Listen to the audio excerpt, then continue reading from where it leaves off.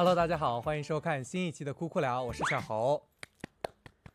Hello， 大家好，我是拉姆。那今天呢，我们邀请到了2位嘉宾，一位呢是新东方教育科技集团助理副总裁、斯芬克国际艺术教育总裁郝彬郝老师，欢迎。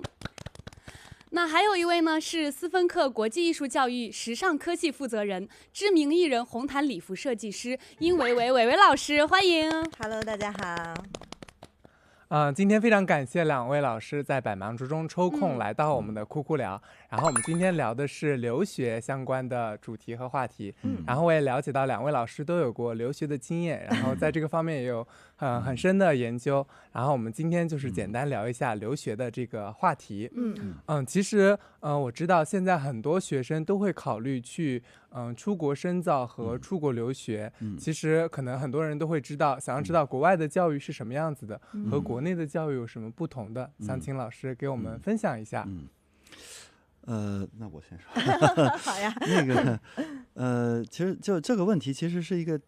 就是相对大一点的问题啊，就是因为我们做教育时间比较久，就是它其实教育呢是分成基础教育、高等教育是吧？职业教育。然后各种各样不同的这个教育类型，就是你要说这个国外的教育跟国内教育哪些方面是不一样的，可能我们要搞清楚，就是我们讲的是这个就是基础教育，还是这个高等教育，哪一个部分？还是职业教育，还是这个专业化的这个教育，它可能都是有差别的。那么现在国内大家讲的比较多的说，哎呦，这个国外跟国内差别挺大，的，大部分聚焦的是这个基础教育。就是小朋友从比如说这个小学，初中、高中就这一段的这个教育，大家觉得好像反差比较大，是吧？那这个主要的反差呢，其实本质上在于它选拔人才方式是有不同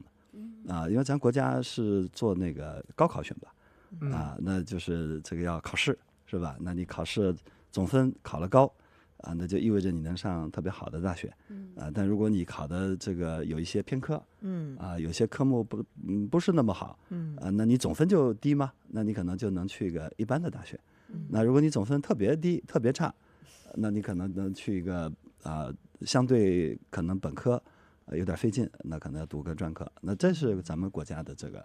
教育。但是国外呢，它其实你要讲这个国外泛的讲呢。它可能也有很大差别，就是美国的、英国的、这个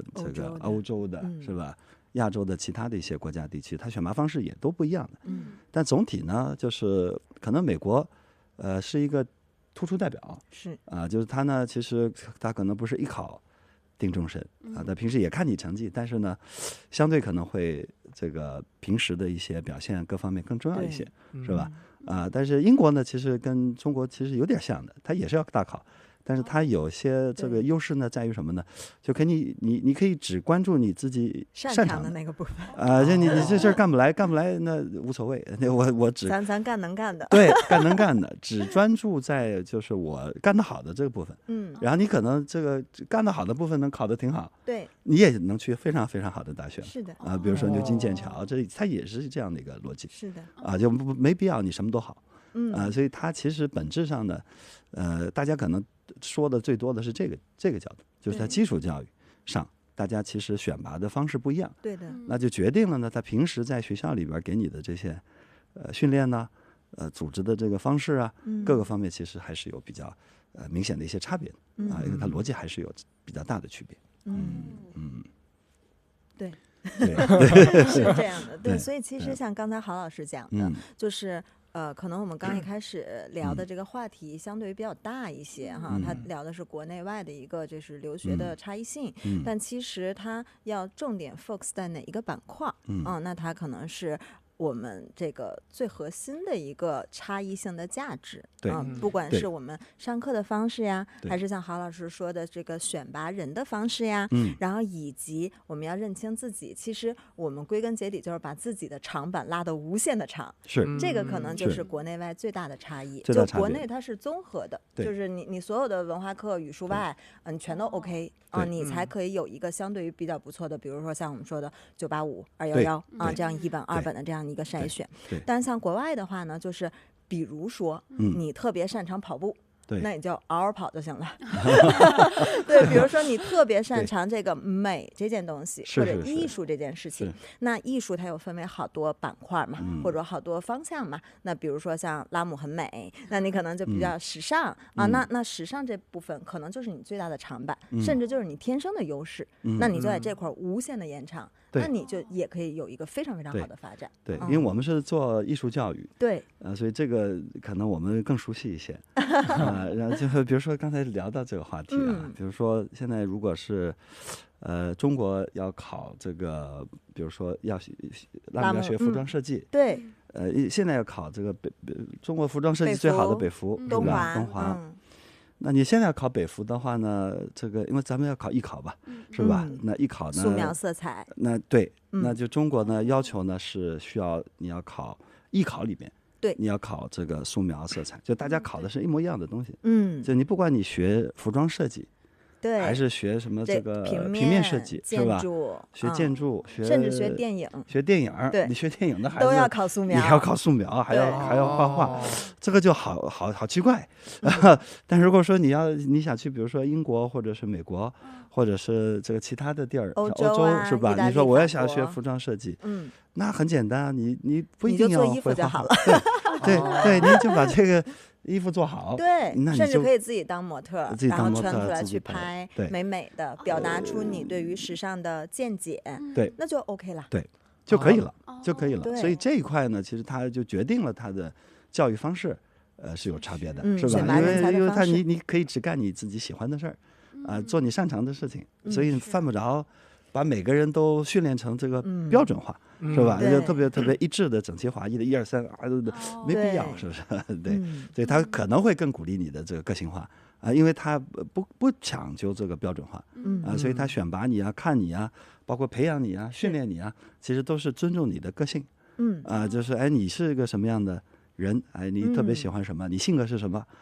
你最在乎什么，这个他很重要，因为他觉得你需要把这些事情充分的挖掘清楚了，你才能做出你自己属于你的东西。对的，所以这个可能是一个，我觉得它底层逻辑上，而且你越有个性越好。就像我们说的白开水和可乐。对，你一定要充分当那个已经摇过的可乐。对，可能踏踏实实搁那儿的可乐都不行。对，一打开，砰一下就是那种感觉。对，那其实就是第一时间抓住 cos leader 的眼睛，就让他记住你。其实这个是国外要的。是的，确实，是的。两位老师其实分享了很多关于国内和国外的教育的不同的点。那其实如果我作为一个学生来说，因为我本身的目标就是为了成长嘛，或者是为了以后求职会更好更方便，那我如何在自我的人生道路当中选择到适合自己的学习路径呢？比如说我是出去读书比较适合我，还是我在国内读书就比较适合我呢？会可能很多学生会有这个困扰。明白。这个我觉得可能也是，如果我们刚才聊这个国外教育和国内教育的这个差别如果要说国外教育有些地方是特别，我觉得可能对我们的孩子们有比较大的优势的地方，在于呢，就是它确实提供了一些更多的可能性。对，就是它还是给你提供了一些可能的，让你就找到自己喜欢的事儿。是的，就提供这可能。因为刚才聊了，就是如果是标准化的模式选拔，其实你喜欢的事儿还是要做妥协的，是吧？因为我们因为我们接触的平时的学生多，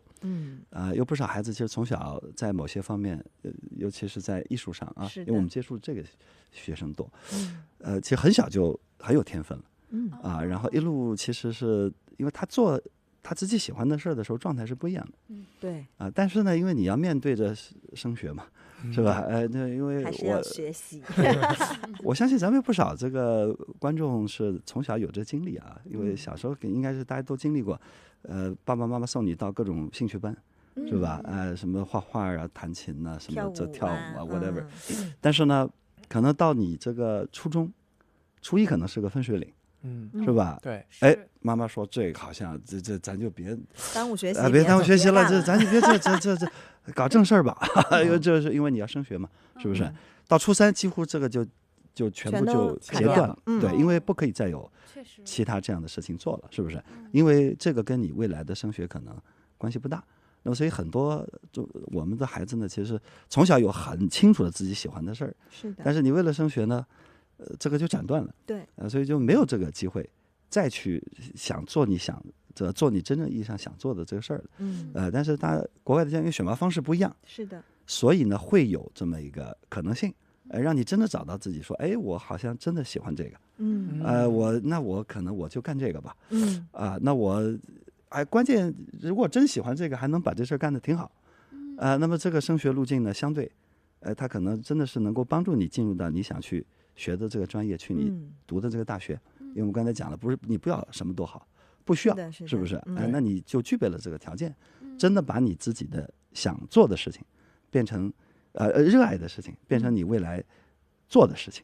甚至把你的这个兴趣变成你未来的专业和职业，是不是？那这个可能是我们觉得就是如果大家有这个想法，可能这个是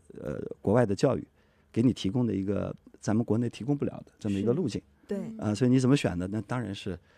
你要问你自己喜欢什么呀，是不是？对。哎，但是其实，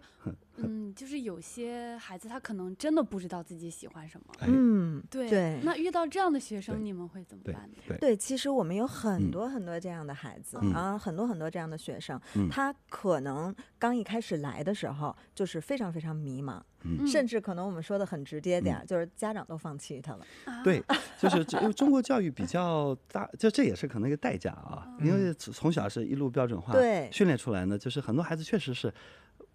最难搞清楚，就是我真的是我喜欢什么。对，因为他不具备这个就是被选择性、被鼓励的，是不是？被鼓励的这个土壤，而且好像孩子也没有什么选择权。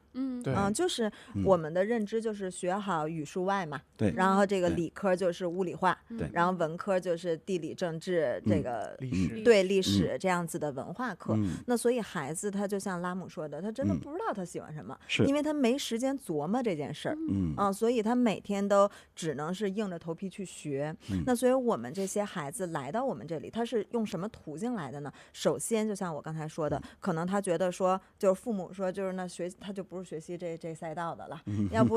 给他找点别的事儿啊。就像我们平时在中国认知的，就是好像学习不好的去参加艺考。对。那其实这个我很直接的讲，我觉得这是一个很大的误区。因为在我们不管是中国也好，还是美国也好，甚至还是英国也好，大家可以去思考一个问题，就是1+1等于2，如果我写出来，它是不是100分？它是不是正确答案？它是的，对吗？但是这个东西好不好看，它有标准答案吗？它没有标准答案。它是因人而异的。那所以其实在国外院校，他们会觉得艺术才是最难的，因为它没有一个非常非常标准的像公式化的评判标准。对，所以像我们比如说像美国会考 AP这样的一个国际课程，然后像英国会考 A Level 和 BTEC，这相当于比较专业的一个国际课程。那其实它完全没有说像我们那种历史啊，或者它有这个填空，你必须填什么你才能打勾，然后或者物理化学你必须有什么公式套进去你才是对的，它没有这些，它完全要的是孩子的一个感觉和一个表达。那所以我们都说艺考生是学习不好的才去学这个，所以我觉得就是在我们筛选过程当中，它是一个有问题的这个角度嘛。那所以家长按照这个逻辑就把他们送到我们这儿来了，那结果一不小心孩子就开花了。就是说，哎，正好不学习了，那我就玩艺术吧。结果他反而就把他平时被禁锢的脑子打开了。那所以我们在学的过程当中，刚一开始会让他体会所有东西，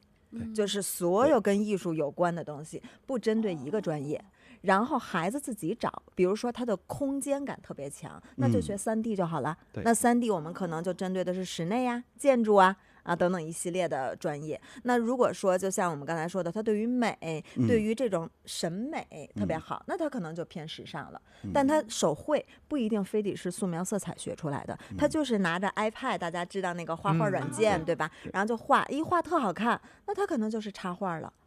所以其实所有的方向以及所有的擅长的点是情不自禁、顺其自然出来的，它绝对不是硬掰出来的。我们一直有个理念呢，就是这个，因为每个人身上其实都有他自己的才华，就他有自己的天分，很多东西就是我们一直坚持呢，就是天分它不是被培养出来的，对，天分是要发现的。嗯其实你每个人身上他天分是不一样的。那只不过呢，就标准化的筛选方式呢，你好多人的天分他是不被欣赏的，对，所以他就没被发现出来。但是其实每个人是有自己非常非常擅长且很厉害的事情。是的，是的。但是我们如果能把它发现出来，其实你就找到自己喜欢的事情了。那我觉得现在其实不光是出国了，因为现在这个时代其实还是确实会很卷越来越卷AI 的这个发展会让大家更卷。那未来像我们这个相当我们这一代人，其实要面对的这个世界，跟比如我儿子这一代是吧？我们孩子这一代那个小朋友，比他们其实会面对的这个挑战会更大了。那么在这种时代，如果说你自己真的是你找不到自己喜欢的事儿，且你自己可以做得很擅长的事儿，你找不到自己的长板，坦率说，这个未来会这个很糟糕。这个应该是对，会就像刚一开始跟人卷，未来可能还得跟机器卷，对，就是非生物类种卷。对，所以以前可能说，哎，我出个国，我可能镀个金，完了我这个什么就背景提升一下，完了我回来，我怎么着？其实这个好像现在我觉得这出国的意义变了。对，不是说我就是为了单纯的去镀个金我拿个这个学历，对，完了我把原有的学历再升个级，可能不是这样了。我觉得，因为现在大家都讲这个，好像这个留学的价值，这含金量在降低。那么某种意义上来讲，可能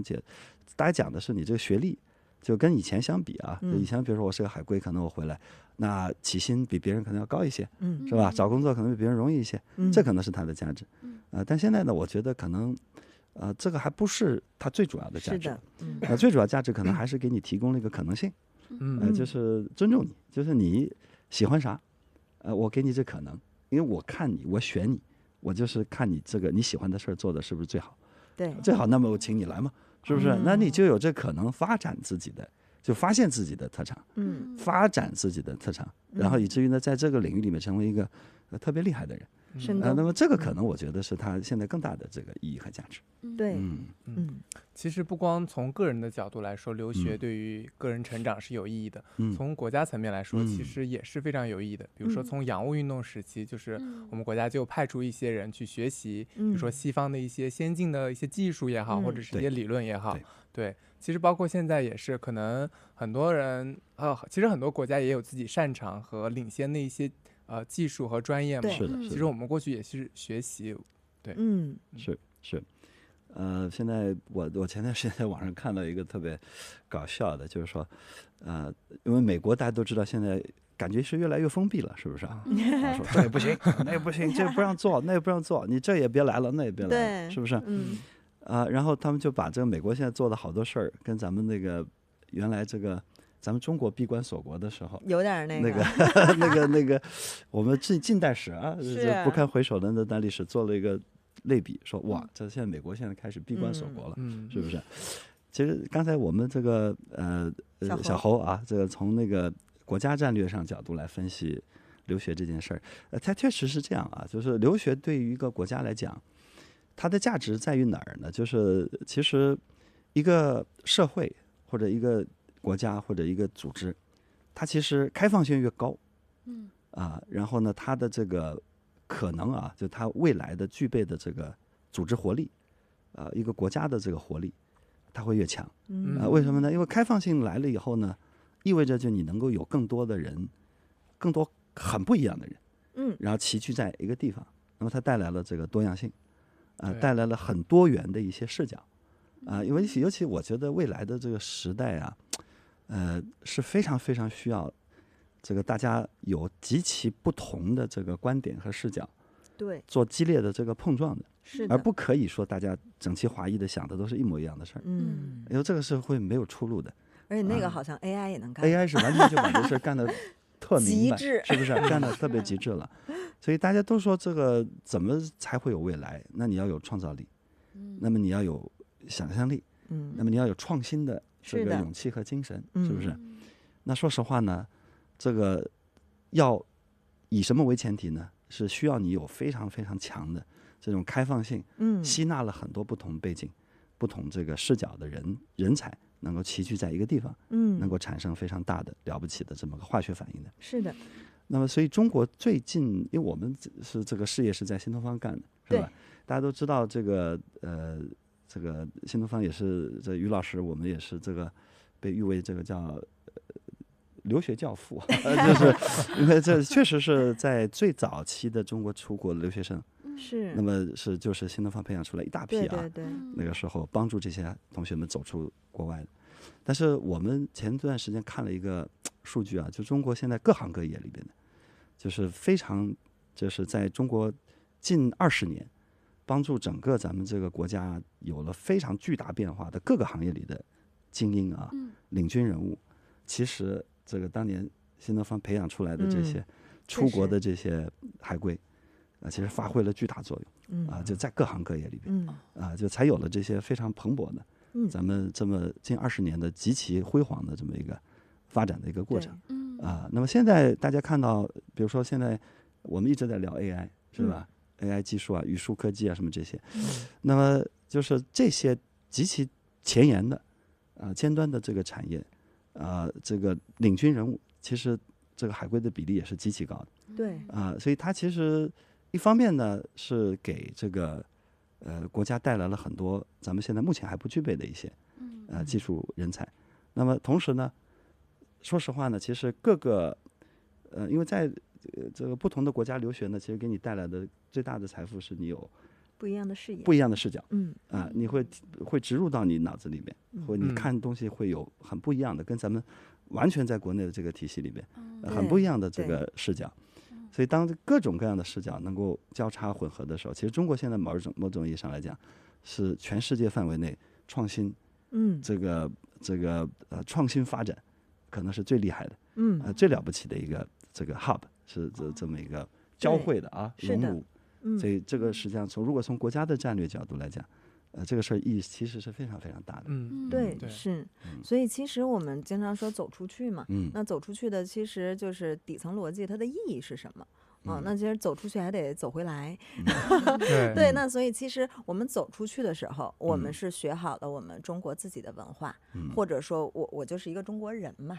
那我的这个所有的认知啊，我的这个习惯呀，然后包括我的生活方式、我的价值观呢，那都是在中国打造的。那我走出去以后，那其实我并不是摒弃掉我曾经的所有东西，它是一个融合体。那你自己要怎么去把它融合在一起，然后吸收，就像海绵一样，你吸收了，然后完了以后你回来以后，那你再结合我们本土的一些这个特色，然后把它们融在一起，那其实这个是最有意思的化学反应，或者最好玩的事儿那所以其实就像郝老师说的，就是不同的国家其实它有不同的东西，也有不同的价值。那说白了，那还有老外来咱中国留学呢。对，所以其实留学并不是只有我们出去，那他们也进来那所以其实我们就认为中国它现在是一个可以称之为格局最大的一个国家，因为它是欢迎你出去，但也欢迎你进来。然后那这样的话，其实你在整个的这个大环境里面，它才是一个融合体。那这样的话，我们就相当于并不是闭关锁国，就干你自己这一亩三分事儿那你其实是一个就是大家一起在做这件事情。那每个人各司其见，然后各持自己的观点，然后以及把自己所学到的、认知到的，甚至更新到的一些概念，然后给予到这件事情上，这个是最有意思的事情。对，所以我们就说，其实看我们的不管是新能源呐，然后还有一些就是我们自己的这种 AI 的发明啊，然后包括我们的一些产业的这种娱乐发展呢，那其实就是在中国它是有很大很大的市场的。那所以其实像我们刚才说的这些，我们其实在我们的这个新东方，或者说在我们的教育体系下，我们就给孩子一个概念，就是你如何成为一个不可替代的人。对，就是其实我们说的这些全部就是未来不管是被 AI 替代还是被你的别人替代，就是你如何成为一个不可替代的人，那其实是要通过这些维度然后去做自己的个人提升的。其实刚刚两位老师分享的，就是现在留学生的主要的教育和培养的方向，其实也就是个性化教育发展，还有就是国际视野的培养。对，那两位老师都是有过留学经历的嘛？其实两位老师可以分享一下，在你们当时那个年代，我们那个年代，在当时的那个时机下是有什么契机考虑去出国留学，去看一看外面的世界呢？那就按照年份说吧。郝老师先来。今天这个尽量让这个对话没有那个代沟我自己呢，其实是90年代90年代出国的。那很早。90年就是那时候应该好像没有多少人吧？已经很多了，已经很多了。对，就是我但我实际上是比较晚，就是就我自己角度来讲，我是其实岁数挺大才出国的。对，我是。所以您不是连着走的？不是连着走。对，我这个大学毕业，我是先在新东方这个当老师。这个然后因为当时因为新东方最早就是干出国留学这个考试辅导这个事儿。这个我们发展起来的嘛，是吧？所以我其实大学毕业，我那时候是新东方比较早的一批这个老师就教这个雅思啊，这个GRE 就这些出国考试的这些课。对，后来这个整个新东方发展起来了，可以称之为您给自己教出去了。对，但是后来其实没有那么，我在新东方干了7年。对，从老师完了，一路后来新东方开了好多学校，我们就做学校的。我当时是在昆明做这个新东方学校校长，完了就大概工作了7年吧，后来就才出国的。因为当时的契机是觉得好像，因为大学毕业，因为我当时进新东方就是觉得，好多老师当时就是为了来去给自己出国挣学费的。那个心态，对，然后还是很励志的。对，然后就因为觉得要出国要花钱嘛，花蛮多的钱，然后那就把这学费先挣出来，然后咱们再圆自己这个梦但是后来就干了一路就干下来了，就没那个再往这方面想了。对，但是后来觉得这个差不多也干了7年了嘛，是吧？然后这个觉得是不是真是还有可能在圆自己这个梦，因为当时就真的是想出国的，就是当时到新东方来工作也是这个梦想。对，所以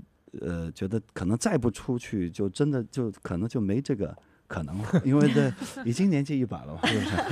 对，所以后来我就说，那还是这个下定决心吧，所以就后来当时办了移民，然后也这个申请了这个留学，后来到这个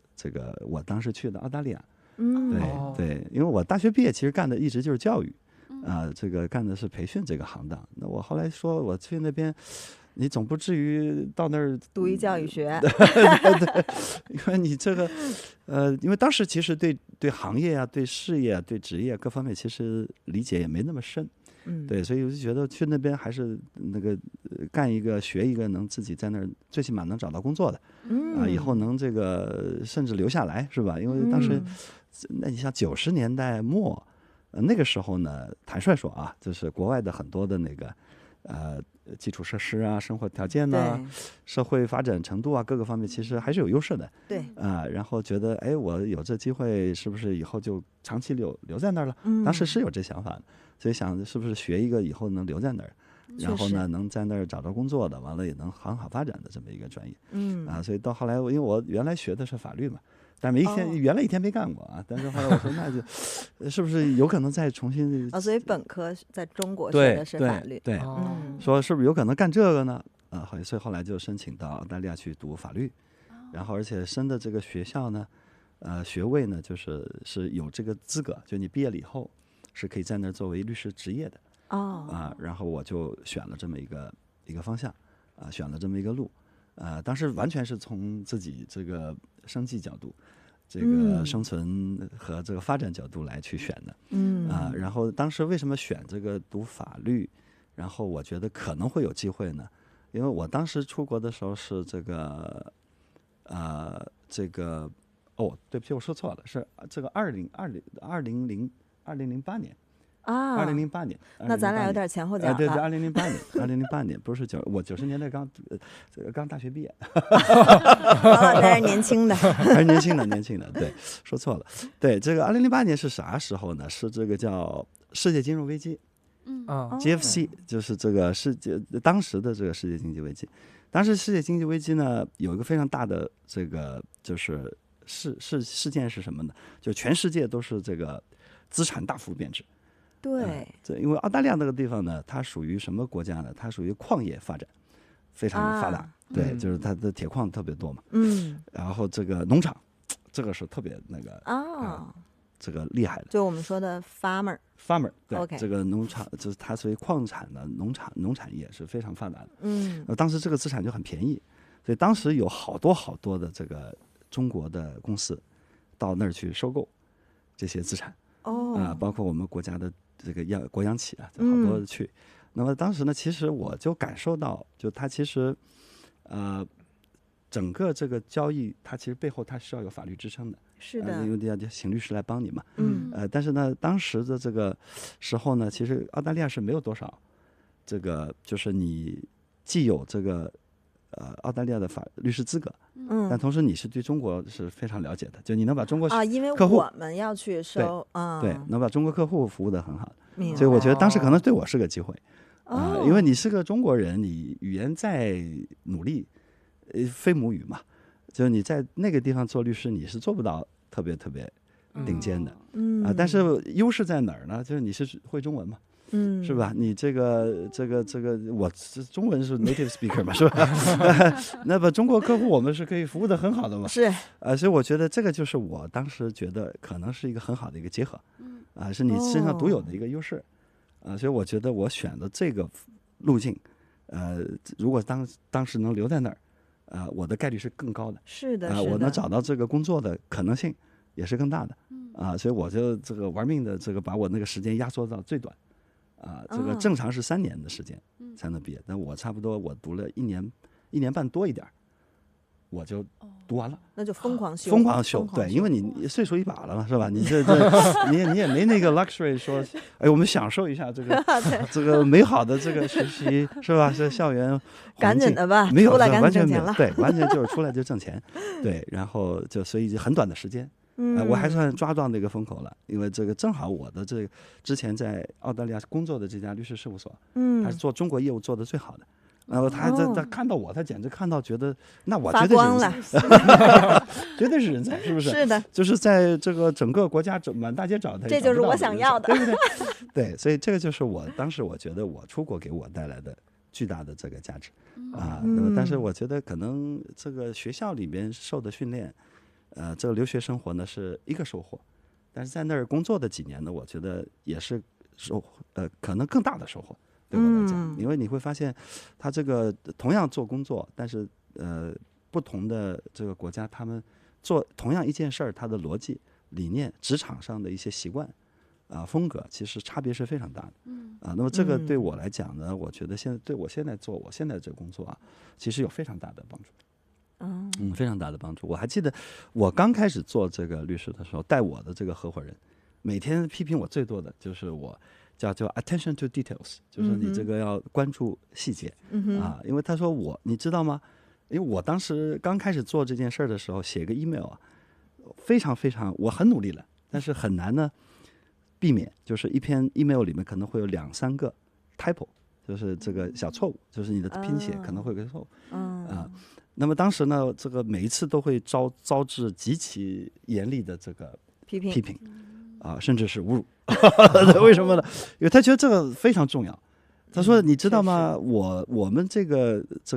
firm 就是我们这个事务所，我们charge客户1小时，比如说5000澳币，是吧？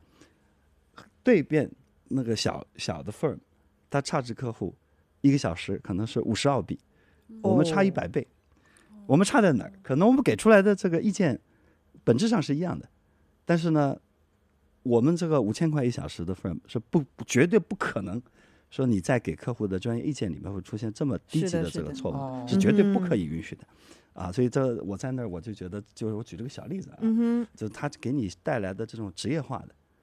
专业化的，是，然后对这个客户服务的细节的这种极致的几乎变态的这种关注，这个其实我觉得对我现在的做我现在的这个工作就帮助影响是巨大的，所以这是我自己的这个留学经历，我觉得给我带来莫大的这个帮助和价值。那其实还挺酷的，那就说明您留学前期做了非常充足的 research。对，算是有比较清晰的规划，太清晰了，策略就是连国情都给调研了。是，因为到了岁数大嘛，所以你岁数大有岁数大的这个好处，是不是？对，我觉得这很酷。那其实对于我留学的初衷，就相对于简单一些，对，因为就是女生嘛，就是肯定拉姆能 get 到，就是女生就是喜欢臭美，其实就很多现在学时尚的小朋友也都是一样的，就是觉得自己很漂亮，然后自己穿衣服也很漂亮，就是我每天就干这事儿不累，干什么事儿我都累，然后那 OK 啊，那我就是等于相当于很感谢我的父母，那他其实是因为我是80后，那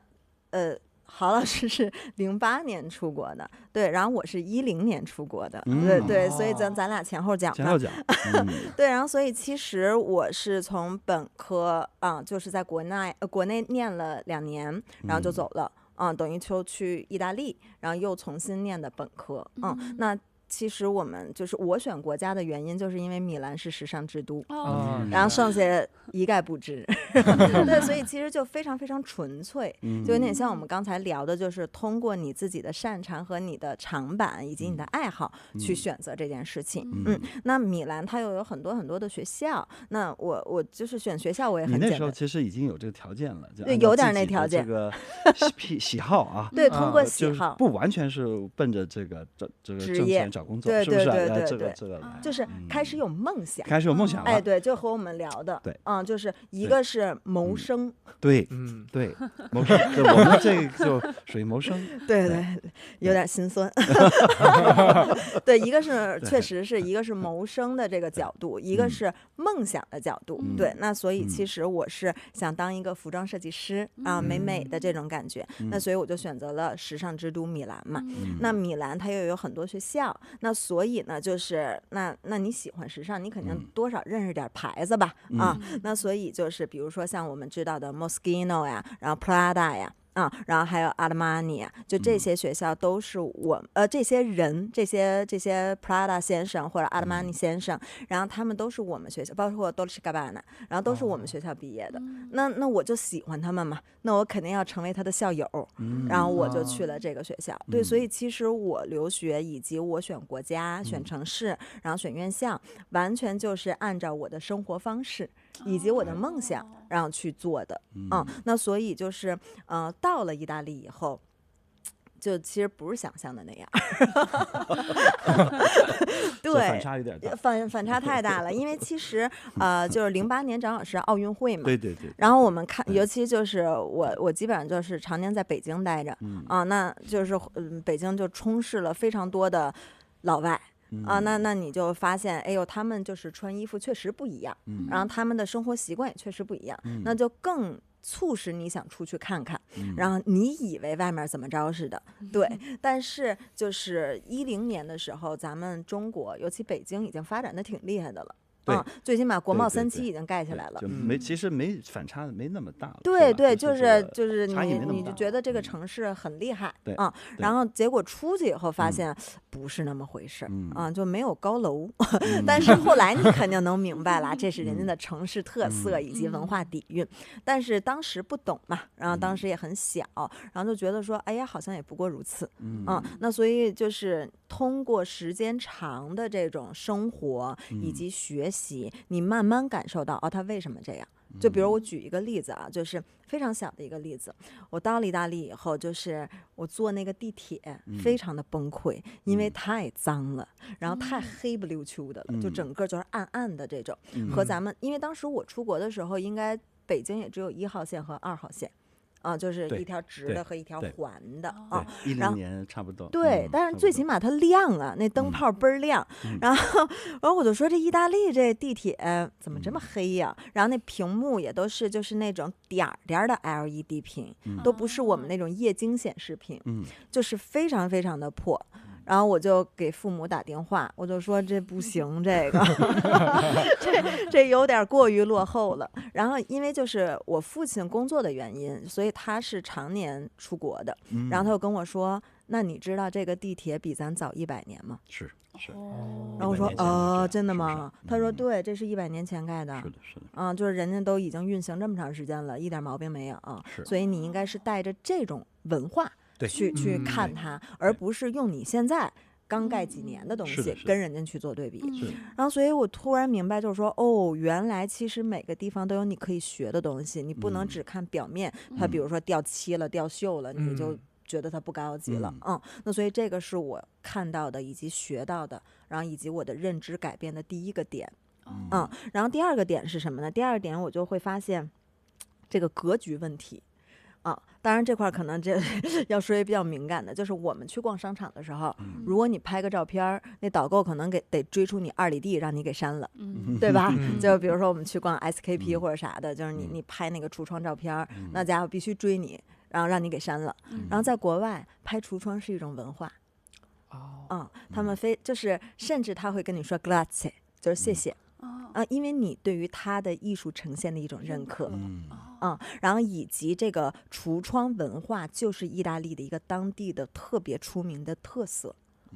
然后马兰欧尼呢，它其实就是在奢侈品一条街，就比如说我们学校那个门就是和商场的门差不多大，甚至是商场门的1/2大小，然后旁边就是 Jolly Sander。就是另一个轻奢品牌，然后前面就是古奇、Burberry， 然后香奈儿、爱马仕等等一系列的品牌。那所以每天上学就必经之路，那所以就每天上学就拍，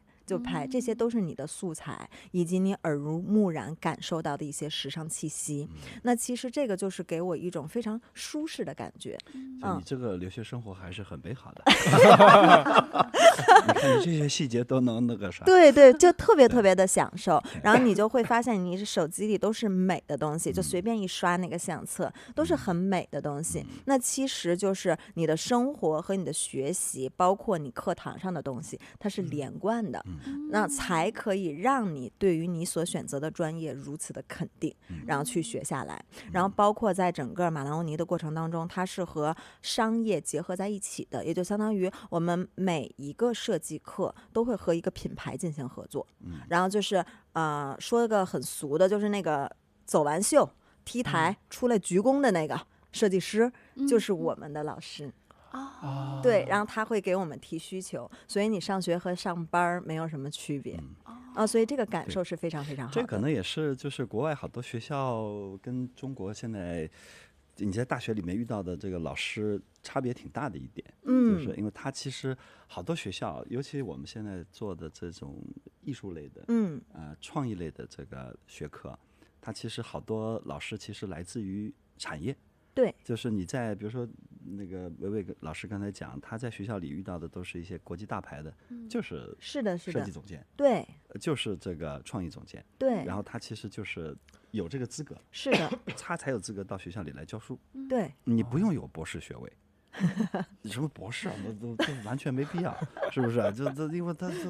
这个他跟你能把这个学生教好，教会他这个方面的技能和这个底层能力是没有关系的。但是中国现在其实你进个民办大学是吧？你进个3本，你也得有博士吧？就你是个老师，你没博士，你还了得了？这不可能的事儿，是不是？我当时那个学校，在墨尔本大学，他那个法学院那个老师，他其实有一大半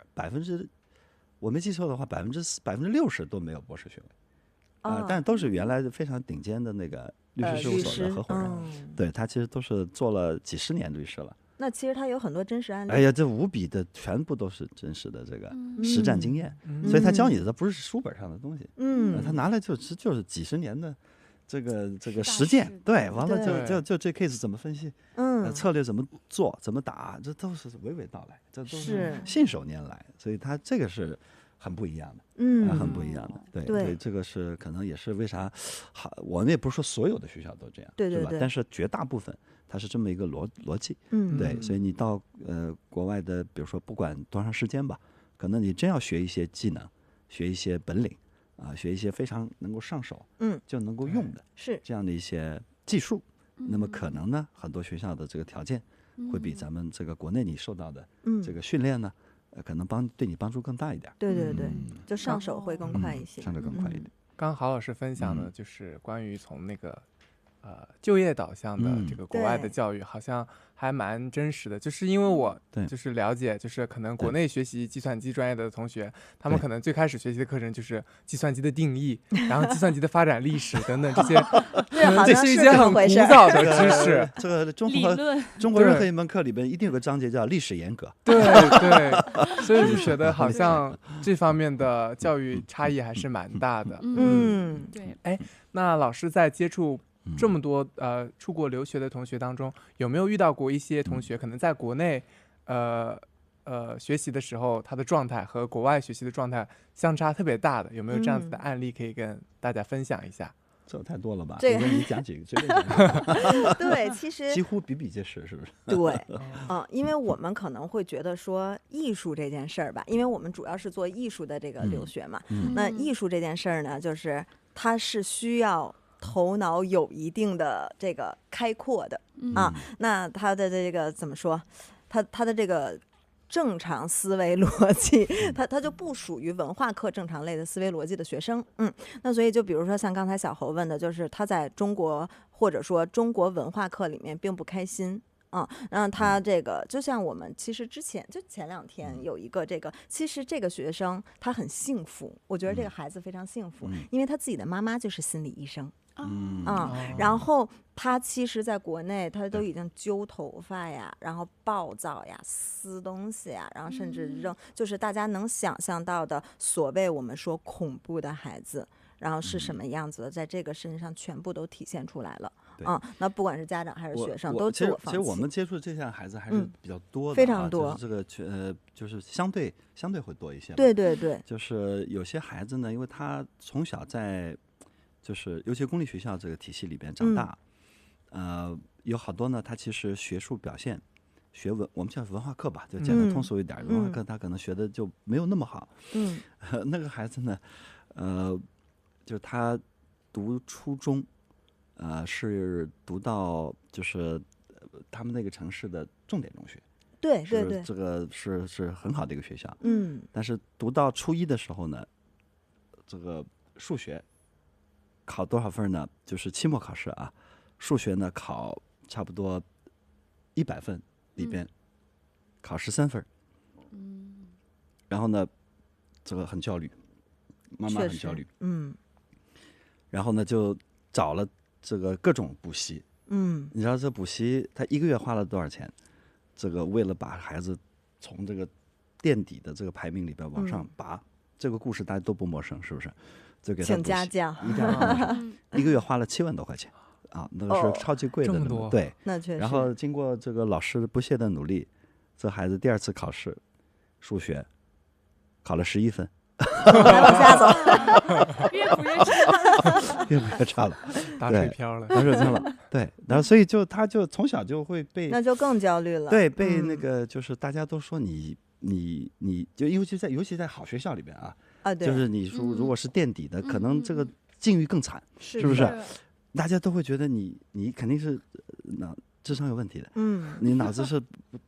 不对的，你这个肯定是，最起码你是这个学渣级别的，你在学校里面其实你蛮痛苦的，对，是不是？我相信观众里面肯定有好多大家能唤起往日的一些就是回忆吧，就很痛心的一些回忆啊，是不是？对，但是这个孩子呢，后来呢，其实是他初中的班主任，这个推荐到我们这来学习的。他说这个因为实在看不下去了，就是因为这个孩子已经那个，就因为他自己没有信心，他觉得我好像已经。这个对我反正什么都干不好嘛，我什么事都干不好。其实我们好多孩子都是这个心态，我什么都干不好，因为我样样都学不好。然后我以至于呢，在学校里面所有的表现，因为中国的学校大部分都这样的，就你成绩好呢，以成绩好定那个，什么都好嘛，是不是？你哪怕啥都不参与，你可以当班长嘛，是不是？因为你成绩最好嘛，是不是？这个是太好了，但是你成绩不好，你虽然你很热心肠，是吧？你非常喜欢给同学服务。你非常有这个爱心，你觉得我没事我就喜欢照顾大家，然后你说老师我想当班长，老师觉得你有毛病，是不是？你这个成绩这么差，你怎么当班长的？开玩笑，是不是了？所以呢，这个就是这种环境下呢，很多孩子他就是没信心了，他就觉得我好像，哎呦，这个真的是啥也干不好，那么所以呢，那同学也会戴着有色眼镜，是的，来看你，所以一来二去呢，很多孩子其实心理上。他会出状况的，所以他后来就这个，就是就觉得自己好笨啊，哎呦，我这就拽头发呀，什么这那就其实是蛮严重的，到最后，对，但最后呢，其实初中班主任说你这个局面了，那么就劝这个家长说，咱们是不是可以换一条路？那么就到我们这儿来了，到我们这儿来，孩子开始呢，就是因为从来没接触过，对，咱们的这种什么。做艺术创作，因为从小他们也学过一些，比如说素描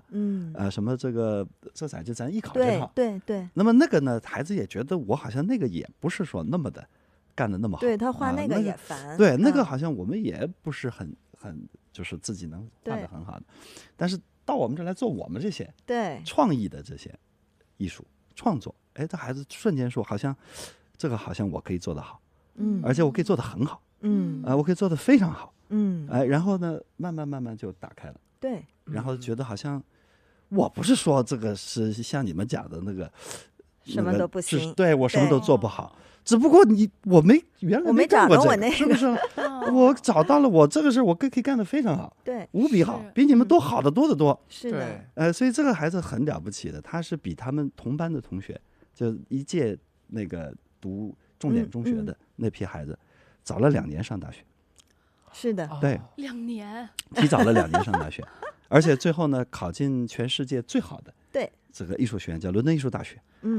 而且是那个非常男生的，对这个专业，这个是维维老师同行的，做戏服设计，对专门给这个明星啊，对，这个就比如各种剧啊、剧啊、舞台剧啊、电视剧啊、电影啊等等一系列的，对，做这个戏服设计，然后他就那个孩子，你现在看，无比的这个阳光。自信，无比的自信，大放光彩。对，他说我就是天才，是不是？我只不过原来这个天才的光芒没照对角度，对，是不是了？你没让我这个绽放，但是我找到了，那我就是天才。所以这种例子，就是说实话，我们看了比比皆是，太多。对，包括其实我们还有一个造型的学生，就是 fashion communication，那可能国内的这个教育都没有这个赛道，然后那个女孩也是，就是全程倒数第4，也不是倒数第5，也不是倒数第3，就稳定第4，很稳定，对，非常稳定，稳定的倒数，稳定倒数第4啊，对，非常精准。然后等于家长和学校以及他自己都放弃了，因为其实我们很能同情，很有同理心嘛，就是你怎么考都是这个成绩，你自己能不放弃你自己吗？就他最后是绝望的，就是对。然后所以就是说，家长给到我们，其实也没有太多的追求，就是这个帮我们看孩子，有一个大学上就完事儿了。对，但是就中途学习经历很多，但最后的结果就是大满贯，就是凡申学校必中。然后就我们可以了解，比如伦敦艺术大学里面有圣马丁，就是如果喜欢时尚的大家一定都知道，这是难之又难，基本上不收亚洲人的。是，然后还有一个伦敦时装学院，这个学生全都考上了，非常夸张。然后最后他自己自信到拿 offer 跟打扑克牌似的，就啪啪往群里甩，然后厉害不？然后又发一张，厉害不？又发一张，就是完全变了一个人。而且他们现在在学校里面也是非常自信，如鱼得水，这状态好极了。然后那个，我记得我们原来还有个深圳的一个孩子，那个也是几乎一样的这个故事，但是那个孩子在伦敦艺术大学读了1年，然后妈妈说今年这暑假回来了，说这个哎呀，我想考研了。那个孩子其实初中就辍学了。对，初中就辍学了。然后在我们这学习了，也是提早很久上大学。然后伦敦艺术大学读了1年，回来跟妈妈说，他说我要读研究生。妈妈惊呆了，说你这个初中你都辍学了，你怎么还读研究生了？他说我告诉你，我不但要读研究生啊，我要到美国去，到藤校。我要去这个哈佛我最起码去个康奈尔。这是他现在的这个状态。这太自信了，是不是？这好，这状态好极了。对，所以这你要说这个，我们这一抓一把，这个太多了，全是特别，所以就可以称之为是逆袭嘛，或者有的时候我们说是弯道超车。就其实，因为我一直坚信一个道理，就是不是说是金子总会发光，就这金子这事儿，就是那谁能评价这个人是不是金子？都不说发光，就先评价这个是不是金子。那其实它是有很多考量角度的。那我不是金子，是不是可以是水晶？可以是钻石，可以是各种。那它其实可以从各个角度把它称之为有价值的东西。那比如像爱迪生做小板凳还做不好呢，对不对？然后被老师各种骂，那最后人家怎么样了呢？对，所以其实我们是抱着一种就是我就不信邪的这个态度，然后去赋能所有的学生。我觉得这是一件非常有意思的事情。感觉这个天地被打开了之后，人生都会发生改变，完全开挂，完全改变，对，完全不一样。刚刚对，刚刚维维老师说，就是因为自己喜欢艺术、喜欢美嘛，所以去了意大利。我相信很多同学也是因为喜欢某样东西或者喜欢某种文化，可能会更想去某些国家这样子去学习这样子的一些体验。那现在有没有一些比较风靡或者比较流行的一些国家和文化，在学生群体当中是比较受欢迎的呢？太有了，那就是我们的黑悟空带领的，还真是我们中国的骄傲嘛，就我们那个游戏，对，黑悟空。那所以其实黑悟空整个的团队，它大部分都是留学回来的，对。那所以其实现在学习游戏动画的学生会非常多，但其实提到游戏这件事儿，好像很多的这个就是家长就是对，就说哎呀这个不正经吧，怎么就是爱玩游戏，还把游戏当专业了。对，但其实这个是一个非常了不起的专业，因为它可以提供很多的情绪价值，甚至其实我们会有就游戏，其实我也是干了这个行业才知道，它分的太多了。它有严肃游戏啊，什么角色游戏啊，这个游戏啊，那个游戏啊，它分很多赛道。所以其实像现在相对于比较热的那一定是跟我们这个大家平时看到的东西有关系。一个是我们的游戏，然后一个就是我们的动漫的电影就前2天大家上映的这些，对，就是我相信大家都看过了。那所以其实这些现在了解的学生们或者向往的学生们也都越来越多。对，你要说这个流行什么文化啊，我觉得我们自己体感现在可能最流行的是咱们中国文化，尤其是中国传统文化，通称中国传统文化就是因为每次我们寒暑假请好多那个海外教授，对，就是国外顶尖院校的一些教授来教我们的学生，带这个寒假，对，寒校和冬校是吧？然后我都采访过他们，我说这个因为尤其教那个游戏动画的这些教授我说这个你怎么看？比如哪吒这个我们这么牛逼是吧？你怎么看我们这个黑神话这么牛逼？那么教授说，我觉得确实挺牛逼。那我说你觉得哪儿牛逼？展开说说。他说最牛逼呢，还是你们这个中国文化的基础，太牛逼，因为他说其实所有的这个好的作品呢，它都有一个非常深厚的文化土壤，它是从这个土壤里长起来的。美国原来的这个好的作品，其实它是底层呢是美国的那些文化，但是他说其实我们美国没啥文化，是吧？但是你们这个呢确实厉害。他说你看黑神话悟空其实就是从这个西游记对这个长起来的，是吧？但是呢他说其实你们不光是有西游记你们有太多太多各种各样的，是吧？就是他说你们就一本山海经，这里面你们再出几十个上百个像黑神话悟空一样的作品，这一点没悬念。所以这个教授水平还是高的。所以现在那个钟馗马上要出来了，是不是？所以这个郝老师非常时髦。对，所以这个其实是这个其实某种意义上来讲，咱们自己的这个文化现在其实是最流行的。但是很遗憾的呢，我们很多的孩子呢，反而咱们现在对我们自己的这个传统文化了解的相对少。就是甚至不是特别知道。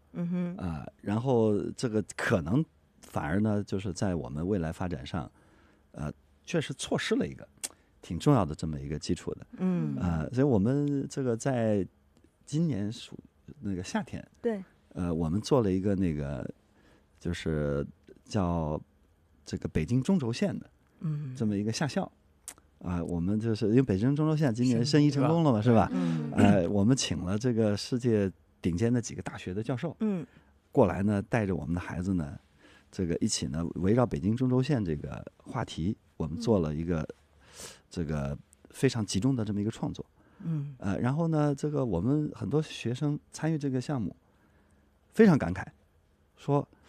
我这个做了这么个项目，我才知道原来我们中国有这么多好东西。对，原来我都不知道的。比如说他有个学生做的是那个北京的风筝啊什么的。他说风筝的这个工艺，哇，这么牛逼吗？这也是对，这也是非遗。然后他说我做了这个，我才知道我们原来有这么多，这个非常值得我们自豪的。完了，但是我们从来不知道的这些东西。对，所以这个还是挺有意思的。就包括那个地震仪，地震仪，对，对，他就是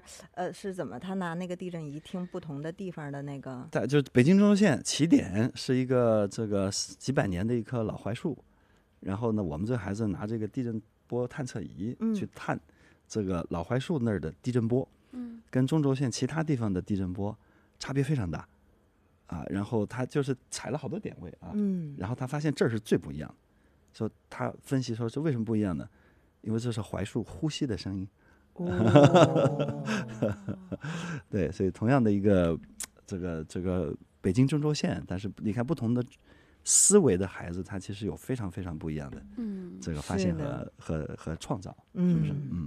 听了以后都有点起鸡皮疙瘩。那刚刚两位老师有就是跟我们分享，因为这个选择留学，然后改变了人生轨迹的这样的事情。那我觉得留学好像也并不是说真的适合很多人。是。那有没有就是说出国但是就后悔了，类似于这样的故事吗？就是可能他后面发现自己不适合出国。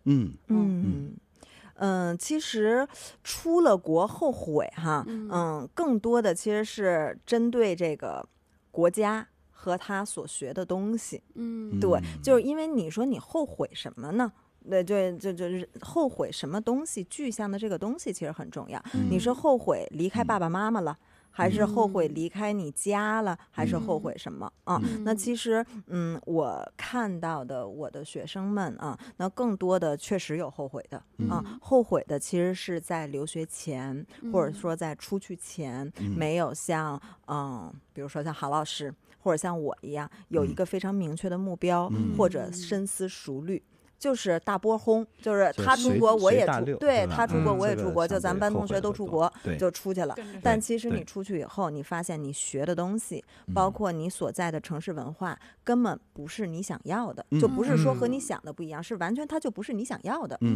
那所以这些就是基本上100%会后悔。但是呢，他们一般不会说就是我放弃就彻底回国了，反而他们有这个教训会更好。他们回来以后就发现原来我喜欢的是什么什么。其实我觉得有的时候就是经历这个东西还挺好的，因为就是他出去了吧，他学的这东西后悔吧，他在这个城市后悔吧，但是他眼界打开了，他知道了更多他不知道的东西，那他就更具象的且更清晰的知道他想要什么那比如说他回来以后就会让我们帮助他去转学、转专业，然后甚至转国家。那这样的话，他再到了下一个地方以后，他就无比的珍惜，甚至比曾经没有过这一轮回的学生更珍惜。我们见过，可能还有一类是什么呢？就是说他回来后悔，是觉得自己没能好好的去就是利用在出国留学这段经历，这个机会。啥意思呢？就好多孩子其实出国跟没出国没差别，因为出去了也是刷手机，看的也是咱国内的这些这个各种各样的节目啊，whatever，就是他其实在当地他没有一个非常深入的这个体验，他没有深入的把这段经历、这段岁月呢充分的感受，他其实活得跟国内差不多，只不过换了个地方。刷手机，那么这个还是蛮蹉跎的，是不是？是的，那没必要嘛，对，是吧？所以这个后悔还是蛮多的。其实一开始郝老师最开始提到那个，国内外的教育不同，从基础教育，然后到高等教育，还有职业教育都不同。那这3个也是对应着不同的年龄层嘛？是的，可能很多小朋友或者小同学们，他们很早的就出国接受一些西方的教育，或者是其他国家的教育了，可能和后面大学生和研究生他们所处的状态还是不一样的。是的，这个确实是这样的。其实我们的同事里边，这个海归是很多的啊，对，就我们差不多。身边同事70%是有的，是的，是吧？尤其老师是100%，对，是吧？教学部100%，对，70%的同事都是有这个出国经历的。然后呢，也像我们刚才小侯讲的，其实是分成这么不同的阶段的。有些是甚至初中就在国外，然后一路读到研究生，有些是像我一样是这个。研究生才出，但我不同啊，这我是一把年纪才那个啥，大部分就是读完本科，对，然后出去读研究生，是吧？然后那么这个反正2个极端吧，中间的就是有的在国外在本科读本科的，然后又读研究生，有些是读完本科回来，是吧？这都有，这种情况都有。我就是这个问题，我也一直在观察，就是他有啥不一样，就是他初中就出去的，是吧？这个和这个本科出去读本科的，对。和那个出去读研究生的，到底差别在哪儿？我觉得呢，可能我自己观察下来，我觉得可能3个差别。第一个差别在哪儿呢？就是他的这个，就是思考问题的这个思维方式啊，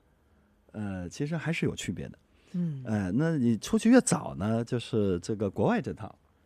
西方这套思维逻辑模式，可能这个痕迹更深。对。然后呢，我们这套。这个就咱中国这个我们比较习惯的一些想法，相对呢会弱一些，淡一些但是你如果是咱这个就出去读个研究生，那你大部分说实话还是咱们这个原来的一些习惯，是吧？一些这个思维，所以它这个影响深度是不大一样的。那么第二呢，就是我觉得我自己观察下来呢，就它的那个相对就做事情的这种独立性。还是会很不一样就在国外待的时间越久的人呢，我感觉他独立性还是强的。是，就是很多事儿你不用跟他讲说，哎，你要这样干，这样干，这样干，1、2、3你这一定要这样要做他肯定跟他这样，他可能觉得你很奇怪。那你告诉我，就是你要什么样的结果？对，是吧？你告诉说明白，说你期待什么样的这个呈现，这个你要交付什么东西，然后这个就我来。做了，那我按照我的这个模式，按照我的方式，按照我的逻辑，而且他其实是你这个事交给他还是放心的，因为他其实确实是有很强的这个整体的就是统筹能力的，就是自发的这种独立性、独立完成一件工作，做一件事把它做好，这个能力还是强的。是的，但是相对呢，就是我们在就是很晚的时候，出国呢，相对这个方面的。能力就跟那些人比对，相对会没有那么明显，我只能说没有那么明显，是不是？那他还是要你很清晰的，1、2、3第一你要怎么样，那反复要跟你确认，那这个可能差别还是挺大。是，那么第3呢，就是但是生活方式我没有特别强的发言权对，因为我们只在工作，对，也没有说那个啥，天天看人家怎么生活去，这不是完全不是的，对，但你有朋友圈嘛？对，就你看看他这个发的朋友圈画风，好像也有很大的差别，是不是？对，这从小就在，还真是不是？从小在国外的，他朋友圈发出来是不一样的，对，是吧？你看他每天去的地方，然后他就去同样一个地方。他拍照那个角度他都不一样。是，哎，那么我们这个很晚，像我们这种很晚的，那我们朋友圈还是比较 boring 的，是不是？还是比较这个爹味比较足的，这种，对，所以就是这个其实差别还是挺大啊。我这自己观察啊，这个细节，对，还真是各有各的特点。确实，就是留学阶段的不同，可能导致他们的思维方式啊，对，然后独立性啊，以及这个生活方式都有不同的区别。就相当于你在什么地儿时间长，你就一定会被那个东西多少影响点。是，是。然后提到留学，我的第一反应就是好贵啊，要花很多钱。然后，但是它也有一个好处，比如说我想读研究生，可能很多学校它的研究生可能就1年或者1年半2年，就比国内短很多。对，它其实是有一个投资回报比的这样子一个，是的，对，是的，对，确实，就是当然根据国家不一样，他读研究生的时间是不一样的但是怎么说呢，就是。其实前2天我看了一视频，然后我和那个视频的人非常有共鸣，和那个博主非常有共鸣。但是可能说完了以后，大家都觉得你这有点站着说话不腰疼。但确实是这样的。如果在出国之前就想着什么时候能把这钱挣回来，那咱就别出去了，咱还不如就留着点这钱在中国花呢，对吧？就是您还没走呢，就先算什么时候能挣回来。对，所以就是我其实不赞成，就是一开始就先想着是我去哪儿，然后学费多少，生活费多少，然后我回来以后干什么能把这钱给赚回来。对，这个咱又不是炒股，对吧？炒股还有赔的时候呢。那所以其实留学不要带有一些金钱的这种投资回报的这种完全的这种考虑在身上啊。那其实我们聊的就是，如果说就是从我的角度，就是如果你真的是带有一个就是想深耕的心，或者说就觉得这东西，就比如说像时尚这件事儿吧，因为我可能实在是太喜欢时尚这个东西了，对，怎么聊都聊不开啊。就比如说它就是这个发源地，那其实我就抱着看看的态度，我也得去就是我就要去，因为它就是从那儿起来的那比如说我们聊1950年，那人家都已经是就迪奥的那个卡腰，就 X 型的那种，就这儿倍儿瘦，然后这块大裙子岔开那种，那咱还是那个免裆裤呢，对吧？咱中国还是这个工人阶级呢，那它时尚发展史它是一定不一样的。那所以我就怎么着我都要去看一眼去那所以我是抱着这个心态去的。那你到了以后一定是给你的回报是很多的然后你再把它反哺到你自己的这个就业和专业上面，那你自然而然就会有很多的这个回报收入嘛那所以其实我的点在于就是留学它确实有一笔资金的投入，但是它一定会从你的底层或者你的内在，以这个钱包就是完全不一样的，对，完全衡量不了。它的回报不仅仅是你银行卡里的数字，它回报的是你整个人的这个状态，甚至可能说大点就是你人生吧。对，就不管你对于你自己的认知也好，包括我们刚才说的这个你的能力也好，包括你的统筹能力、你的协调能力，或者你整个人的状态也好，这个回报它是没有办法用数字去衡量的。那你如果有了这个能力以后，那其实数字这件事情好像也就不是什么问题了。对，所以其实这个是我对于大家在考虑留学这个钱这件事儿上的一个，就是我自己的一个看法哈。当然了，他就比如说像平时我在跟家长或者在跟学生聊的时候，也很现实，就是那你说我想倍儿明白，但家里就是得砸锅卖铁才读，咱也不至于。对所以就是有很多人在去思考，我是去读本科还是去读研究生。那其实这2个各有各的价值。那归根结底，一个如果在经济情况没有问题的情况下，那可能我们根据自己的规划呀、自己的时间呀、自己的方向啊、自己的爱好啊，去选择本科还是研究生。但如果在经济条件有一定的就是咱们要计算一下的话，那其实就像刚才小侯说的，研究生它的性价比会非常的高。就比如像英国就15个月就 OK 了但是其实这15个月如果像我们投入式的去学习的话，就完全不是15个月能就是衡量的，它会带给你非常非常多的东西。是的，是的。对，就像小侯说，其实除了经济成本，还有机会成本，对，是不是？就是你这个2-3年的时间，那边可能就1-2年的时间，那帮你省了至少2年时间，这个是对你走向社会完了，对，你说即便算经济账，时间是不是？你这2年其实也差不少呢，是吧？是啊，对。然后其实很多留学生他回来之后，可能也会面临就是找工作啊、求职这样子的发展。那他肯定和国内培养出来的学生还是有一些不一样的，他们可能求职的意向可能也会有所差别，或者他们的待遇可能都会有所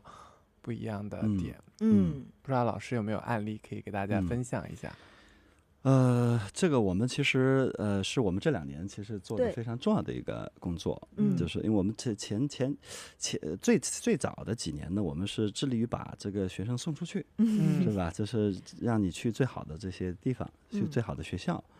这2年呢，其实我们更多的精力放在把大家接回来，就是你要从最好的学校毕业了，我们也希望你能够到最好的地方去工作。那么随着我们的这个探索呢，其实我们从我们自己的这个校友的角度来看啊，这其实呢，这个他们的优势还是蛮明显的。比如说我举个例子吧，就是大家都知道一个做游戏比较厉害的这个公司叫米哈游是吧？米哈游呢，就前段时间那个小森他们不是那个联系咱以前那帮校友，就是我们有一个校友呢，在米哈游现在做的还是不错的，就是做到了应该是他们部门的一个产品经理了，应该是吧？这个他说他们这个部门就他自己这个团队啊，米哈游的这个差不多17、8个这个动画师啊，这个游戏设计师啊，各个方面的这些人，17个里面只有1个不是海归然后他那里边有5个咱们斯芬克的校友全是这个海归。对然后呢，他的这个工作呢，这个大家如果看第一学历的话，其实有不少都是大家可能看到都觉得好像这学校我没听过，比如说有河南工程大学，确实没听过。对，什么这个那个叫什么叫山达学院还是叫什么，我就具体忘记了。反正那个学校实在是这不知名的这个所以就好多这样的学校，本科都是这个水平但是就是研究生去读了1年，对，有的是2年，对，然后读了一个就是做游戏动画比较顶尖的学校，然后进米哈游，对，基本上是这么一个比如提赛德呀这样子的学校，对。然后我上个礼拜，咱们一个家长给我发微信，说这个我们有个学生，这个孩子呢是今年刚读大一，读大一呢，他是在美国南加州大学南加大学那个游戏设计。家长给我发微信说：“哎呦，我这太着急了，太焦虑了。”我说：“咋了？”他说：“我们孩子要休学了，不读了。”哎呦，我说这个为啥呀？他说呢，这个大一找这个实习也是米哈游，说到米哈游去，然后人家说你这个这个到米哈游现在这个就做实习啊，也要5轮面试。然后他这个一轮都过了，最后1轮呢，这个就是相当于他们的产品经理直接面试他了。说你呀，这个你太优秀了，那跟你商量一下，你能不能不要做2个月的实习，就是你别暑假来实习，你能不能做8个月的实习？因为呢，我这个现在我们1月份就开始有个全新的游戏上线了，那我们要研发的从0到1，我觉得你太牛逼了，我邀请你加入我的团队。我们1月份到8月份8个月，我们就把这款游戏从0到1开发出来，行不行？那么孩子呢，这个刚上大一嘛，对，然后回来呢，就跟爹妈说，他说我来通知一下啊，我通知一下，这8个月我肯定要去做的因为这个比我那个在那边可能这个读书各个方面受到的训练更重要，那么这段经历对我未来会非常有帮助，所以呢，我就告诉你们一声，这个我要休学了，是这么一个局面。对，所以其实我觉得我们接触的这些孩子就是在就业上呢，我觉得有3个特别大的特点。第一个呢，他相对来讲呢，他的目标还是比较清晰的，就他未来要做的这个事，跟他现在学的东西，跟他为了能够实现未来做的事儿和要做的相应的这些准备，他头脑还是更明确一点，更清楚一点的，就是说，我为了实现这个目标，对，我要做什么什么，是吧？对。那么第二呢，就是相对确实他们被学校训练的还是有比较强的实操能力的，换句话讲，他不是停留在书本上，对，他有比较强的这个实践能力，实操能力，那以至于呢，在职场当中呢，他确实在这个方面还是体现出来了比较强的就是这个竞争力的，就是因为我们都要招人嘛，对，是吧？那我们这个领域你啥也不会，你上手连个课纲都写不好，那我肯定不要你，是不是？但是你什么都会，你这个上手就是好像很成熟，那我们觉得你是个很优秀的一个人才，对，是吧？所以这个是我觉得他们第二个比较明显的一个优势。那第三呢，我觉得是挺重要的可能也是平时大家可能感觉不到，就是他们对一个行业、对一个未来的这个领域里边的一些比较深刻的理解。就咱们这个孩子为啥这才大一，完了就人家就觉得对，就甚至他潜台词就是你那边你就高中学历，我们也要你就这个意思，是不是？因为他确实对这个领域、对这个行业有极其深刻的见解、洞见。这个孩子挺有意思的。他妈妈讲他的故事，他原来是在北京从小是打这个一路是学科竞赛上来的。这个数学竞赛、物理竞赛，我记得这个家长了，是吧？对，他的文理非常厉害。他选择这个专业的时候开了一家庭会议。对，他那个到了高一的时候都转向了，开始做什么呢？做那个就是信奥赛，就是做那个信息奥林匹克打这个科创了。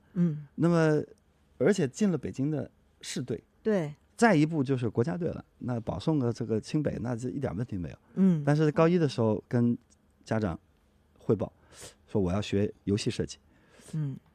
爹妈非常崩溃，说你但其实准确的说，从初中人就偷摸开始，初中就开始研究这事儿了。然后呢，他的父母都是教授，他觉得完全不能接受，这你怎么就把自己好端端的前程就这么给做这个葬送了？那么孩子呢，做了1个小时的 presentation。做了1个小时的这个就是路演那么讲什么呢？讲这个中国游戏动画行业的发展。什么是游戏动画行业那么这个游戏产业未来会有什么样的机会那么这里面有什么样的公司，那么会有什么样的机会我为什么能够做这些事情那我做这些事情我有什么优势为什么我做这些事情会跟别人完全不一样那么这些事情汇聚起来，未来会造就一个什么样的更不一样的未来那么他1个小时讲的是这个一个高一的孩子他把这些事讲得无比的清楚所以他很坚定他非常清晰。这也是我觉得如果要按照留学生的群体，我们这个学艺术的这些学生呢，我觉得非常大的一个差别就是他其实对自己的未来的目标他无比坚定，对，因为这是他真正喜欢的，对他热爱的，他想做的这个事情那么所以他这些孩子呢到了职场上其实还是展现了极其强大的这个优势和不一样的这个竞争力的。而且我记得特别清楚的一句话，他就为什么高一开这个家庭会议他其实从9年级也就是初中就开始自己去研究这件事情了然后甚至自己可能去从各个网站去学这件事情了那我为什么高一要跟家长说呢？是因为我打听到还要作品集，如果我再不跟你们说来不及了，来不及弄所以他把自己的时间规划也很清晰，对，只是一个高一的孩子那所以其实我的点在于就是人嘛，就是要对自己负责对，其实我们不聊更多高级的所谓的这些东西就是对自己负责那你要干什么，你怎么干，什么叫对自己负责？那其实不管是你的安全问题还是你的生活问题还是你的这个未来的这种价值那其实只要你觉得你对自己负责任了，那你就一定是可以走得相对比较清晰如果你每天都糊里糊涂的话，那其实你也谈不上对自己负责嘛对，所以其实我们有很多孩子，像可能刚才就是我们在聊更多的让大家听到的都是一些好像不太 OK 的人然后去选择了这个方向对，但其实我们也有很多非常 OK 的但是他们就会更强大的表达出这种意愿和自己的规划方式留学它不仅仅是在那个教育上有所不同，可能在文化上，包括语言，对，生活习惯，而且一些其他的文化都有不同的差异吧。对，那其实作为留学生，如何在异国他乡克服这种生活上的不习惯呢？比如说可能去到一个国家，它的食物很难吃啊，我有个中国胃啊，我怎么去克服这些挑战呢？或者比如说之前看到了一个非常有意思的例子，就是一个法国的工程师，然后他在美国工作，然后法国好像每年的8月份是会度假的，然后呢他的老板就给他打电话，他说啊现在过来加个班，他说不好意思我已经在飞机上了。对，就是可能每个国家它就是有这样子的差异，作为留学生应该如何找到这个不同国家差异的平衡点呢？但其实我有一个问题啊，我想问一下，就是你们2个会做饭吗？会。小侯不会做饭吗？不会，我只会吃饭。我听说过一句话，说留学生到国外去都会变成厨子，对，而且是非常非常色香味俱全的厨子。对，所以其实这个就是我们聊的，就是其实国家的文化问题哈，就我一直跟学生，包括就朋友们聊的也是，大家都是人，老外也是人，没有我们想象的就是那么大的夸张的不一样。对，就是说，哎呦，我到这国家就跟去太空一样，就都是外星人，咱交流不了了，不至于。对，所以其实大家都是人，大家所想的呀、感受的呀，其实都差不多。那我们更多的其实聊的就是，比如说最基础的这个，像刚才做饭的这个问题。对，那比如说，那小侯，你如果不会做饭的话，那你现在是外卖？外卖，他是外卖大王。外卖大王，那你应该是高级会员，黑钻会员。对，但是其实在国外它没有外卖产业的。那所以其实有的时候你的能力是被逼出来。对，对，所以其实这个就无形当中锻炼了你自己的一个生活能力，以及锻炼了你感受文化的能力。对，就是文化这件事情不是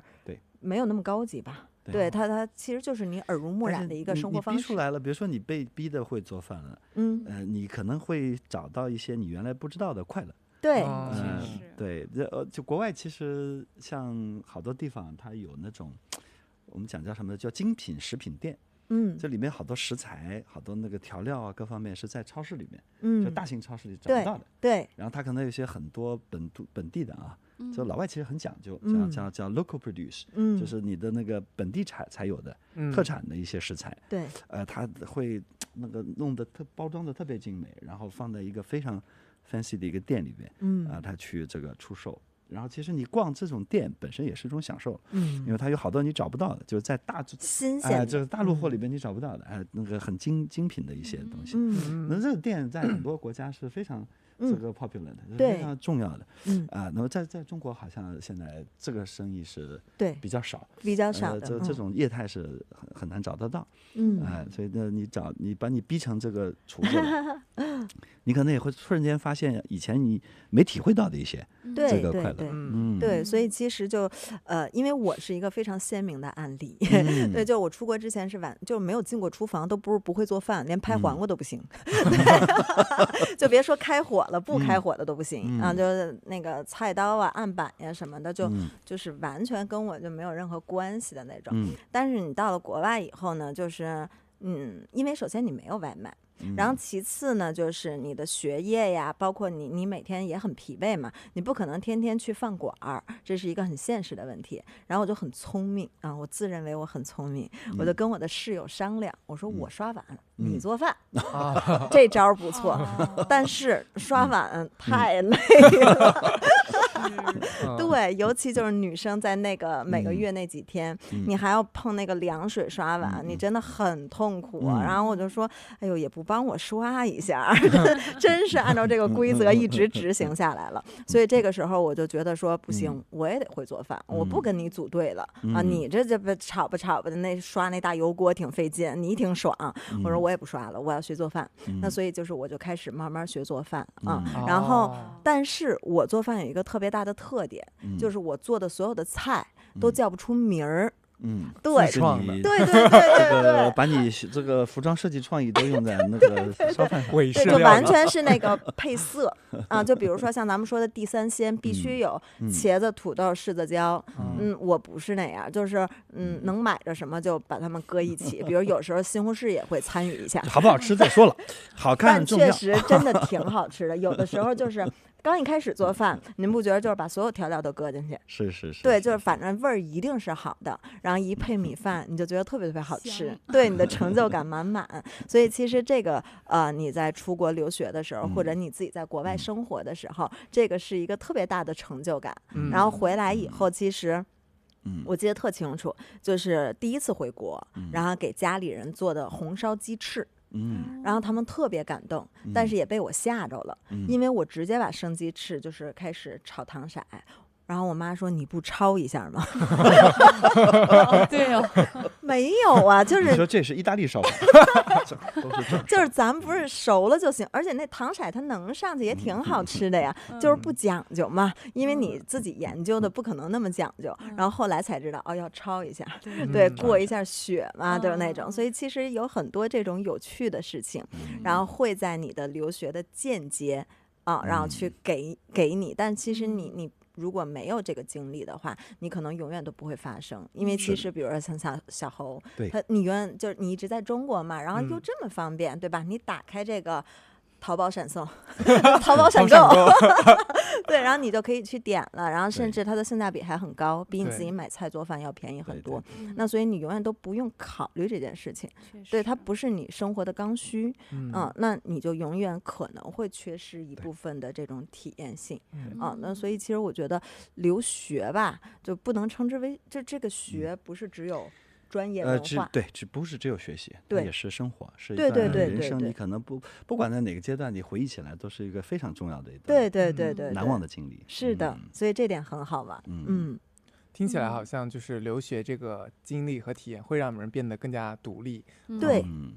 然后其实现在不仅仅是中国的留学生去感受到外国的文化，比如说现在，比如说 B 站啊、抖音也会有一些博主，他们会在一些广场上弹一些古筝啊，弹一些中国的曲子。当时也有很多外国人被吸引的驻足停下。其实这种传播中国文化在现在国外好像也是比较常见和普遍的。是的，是的。对，就是我们在国外留学的时候，海外教授特别期待中国学生在做作品的时候能做你自己家乡的事儿。展现中国。对，因为之前我跟一个海外教授有沟通，当时还不懂嘛，就觉得人家什么都好，然后做的所有的东西都是人家的东西。然后那教授就说，就是我去过中国。我说是吗？然后因为我可能觉得教授只知道咱们的清代或者明代，就比较或者唐朝，然后比较出名的那几个，然后更多的他不太了解。然后但是人家就说我去过你们中国，你们中国有特别特别多文化，说我特别羡慕你，说那个就我要是你就万里长城我就能做1年。对，所以其实他们很向往我们的文化。我这儿还有一个特别好玩的那个，就是咱们暑假我们教授跟我们讲的事儿啊。因为他们来，我们也不能让天天上课吧。对，我们会带他们出去走一走。一个礼拜有一次吧，我们带他们去逛一下、走一下，是吧？完了，你到中国来嘛，他也要买点特产，带回去啊什么的。然后我们那天几个教授回来，20几个教授吧，我们晚上一起吃饭，然后每个人都拎到一些大包小果子，然后说今天开不开心啊？很开心。我说今天买到的最开心的是什么呀？教授每个人拿出来了一个拉布布。他说我这个在英国、美国没抢到，这个买了一个。那我们说你这个好像不对呀，你这好像是盗版的。对，所以其实教授也他们就是会被我们中国文化所吸引。对，所以其实我们好像看上去就是说很多孩子或者现在年轻人所谓的崇洋媚外，但其实已经不是了然后更多的现在老外都很媚我们。确实。对，然后包括其实前2天有一个意大利人来咱们公司，然后完了以后他一背包，我说耶。我说哪不，他说现在没这个都不敢出门尤其我们聊的是那个时尚的产业嘛，跟他合作，他说没这个就不能在时尚圈混了。对，所以就是我们很自豪的一个点，就是我们中国的东西，然后其实现在非常非常的国际化，然后甚至老外疯抢的那种状态。好，那今天感谢那个维维老师和郝老师分享了这么多关于留学的体验，然后一些他们的自己的故事，然后其实最后我想说，就是留学生群体在这个留学的过程当中展现了更强的自信还有个性，然后留学其实不仅是学，还有更多自己的一些特点，还有一些国际化视野的增长，所以我们可能要抓住机遇，理性的规划留学。对，那今天的所有内容就是这样了，谢谢两位老师的分享。谢谢两位老师辛苦。那每周五晚6点呢，请大家关注酷酷聊、优酷、抖音、小红书直播间正片，同时呢，也可以在 B 站、小宇宙、网易云音乐、喜马拉雅、荔枝查看正片。那也欢迎大家在抖音、小红书酷酷聊主页加入官方粉丝群，分享你的感受，我们都会随时观看。今天也非常感谢两位老师的到来，谢谢辛苦。那我们下期再见。